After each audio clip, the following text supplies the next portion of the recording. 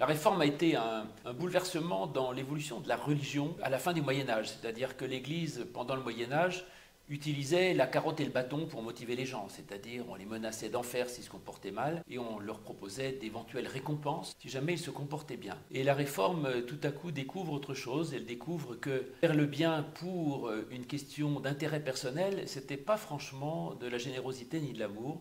Et elle découvre la valeur, en fait, de la grâce, c'est-à-dire de la gratuité, de l'amour et de la générosité.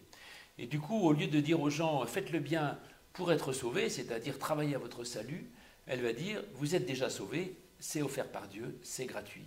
Et faites le bien en reconnaissance pour ce salut qui vous est offert. Alors ça met la religion complètement à l'envers.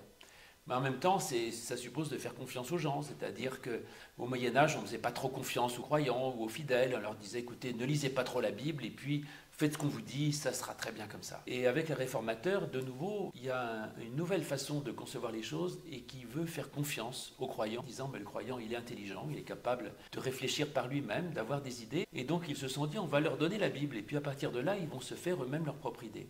Parce que oui, en fait, c'est vrai, la Réforme est venue à partir de la redécouverte des textes anciens. On lisait très peu la Bible avant la Réforme. Et les réformateurs reviennent aux textes anciens, apprennent à lire l'hébreu, le grec, pour retrouver les originaux, et découvrent que dans la Bible, en fait, et dans la prédication du Christ, tout repose sur l'amour et sur la grâce. Et donc l'amour devient la clé essentielle de la religion. Plutôt que d'essayer de faire son salut, ils se disent, finalement, il faut mettre l'amour au premier plan et faire confiance aux gens.